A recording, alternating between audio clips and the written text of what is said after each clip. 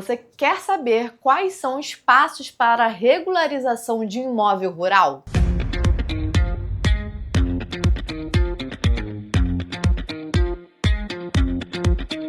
Sou Cássia Clésio, advogada especialista no mercado imobiliário, e aqui no canal do YouTube você vai encontrar muita informação sobre as atualizações no mercado jurídico e imobiliário de uma forma geral. Hoje eu vou te explicar quais são os 7 passos, 7 informações que você precisa verificar para organizar, regularizar esse imóvel rural e não ter nenhum tipo de problema com nenhum tipo de local, de órgão público, prefeitura ou Receita Federal, por exemplo.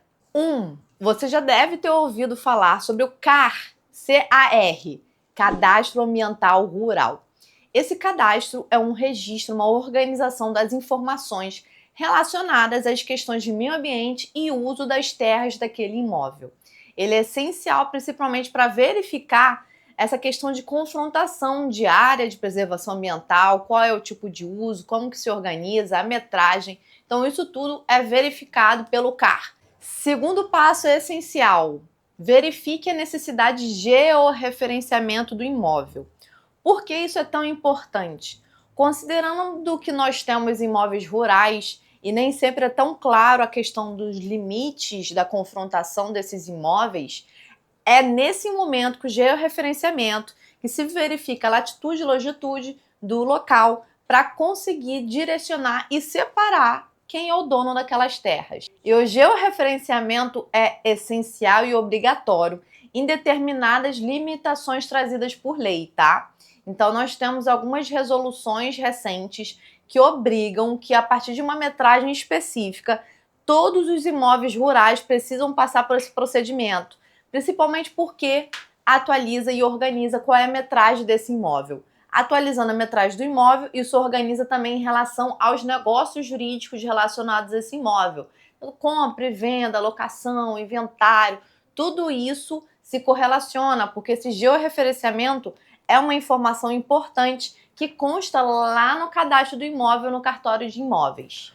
O terceiro passo é o CCIR, Certificado de Cadastro do Imóvel Rural. Essa informação é essencial porque é o cadastro que tem ali junto ao INCRA, que é justamente o órgão que toma conta dessas informações e integra desses imóveis rurais de uma forma geral. O quarto passo é o ITR, Imposto Territorial Rural. Muita gente não sabe, mas esse cadastro junto à Receita Federal tem que ser feito de forma anual. E ali constam as informações essenciais desse imóvel rural. Por isso que é tão importante que tenha essas informações de formas claras e que tenha todo esse desdobramento de verificar a compatibilidade com os outros cadastros. Então, metragem, detalhes de latitude e longitude, o espaço, qual é o nome do dono, isso tudo precisa estar regularizado em todos esses cadastros. Quinto passo, qual é o tipo de documentação que você possui?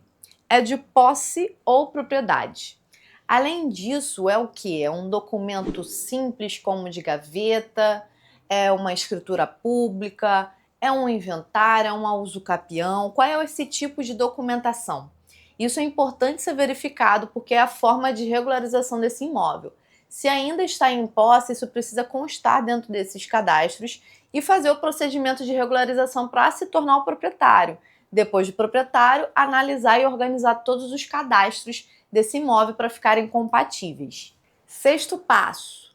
Considerando que você tem toda essa documentação analisada, verificada, organizada, o que você vai precisar fazer agora é o registro no cartório de imóveis. O registro no cartório de imóveis é um passo fundamental, porque é ele que vai consolidar a propriedade. Então, se você tem a documentação, não deixe guardada dentro de casa. Leve essa documentação ao cartório para fazer a averbação ao registro, que vai depender do tipo de documentação que você possui. Ali que vai se comprovar e organizar que você é o dono do imóvel. Se o seu nome não estiver no cartório de imóveis, você não é considerado o dono, que é igual ao proprietário do imóvel. Então, você vai ser apenas o possuidor. Então, tenha essa noção, porque isso é importante no momento de compra, venda, locação, inventário, todos esses procedimentos de negócios jurídicos, porque isso afeta de como que vai ser feito e também a parte da valorização do imóvel em si. Porque o imóvel regularizado, organizado, faz com que a documentação seja mais rápida, o procedimento mais rápido de mudança de titularidade de dono e, além disso, valoriza, porque acontece que o imóvel vai ser raro, já que temos várias irregularidades de uma forma geral.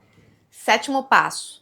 Dependendo do tipo de atividade que você exerce dentro desse imóvel rural, você precisa verificar o tipo de licença. Então é muito importante pensar se você faz determinado tipo de atividade, qual é o tipo de licença que é exigida. Então pode ter algum tipo de questão com alimento, então precisa de vigilância sanitária.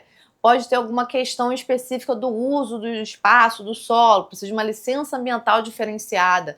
Então isso tudo é importante para evitar que você tenha dor de cabeça, no sentido de ter uma interdição, um embargo de obra, se você for fazer alguma construção ali e não tiver essa licença prévia, ou até mesmo aquele tipo de problema que, caramba, pode dar uma dor de cabeça maior, de fechar ali a área e esperar você organizar a documentação. Então isso pode afetar a pessoa que está usando esse imóvel efetivamente, se for um arrendamento rural, por exemplo, que está fazendo ali aquele uso específico, ou até mesmo o dono do imóvel. Então tem essa atenção sobre essas licenças. São essenciais para você evitar dores de cabeça e prejuízos. Regularizar o imóvel pode ser muito complexo se você não souber regularizar e organizar todas essas etapas, porque acaba dependendo de vários profissionais para analisar as documentações dependendo do tipo de organização que você possui do seu imóvel.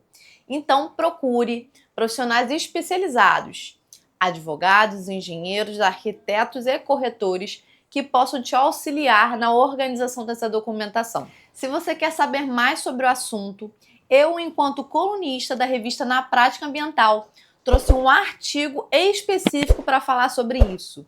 Então veja aqui no link na tela que vai ter em algum momento para você pesquisar e analisar mais essas informações importantes sobre imóvel rural.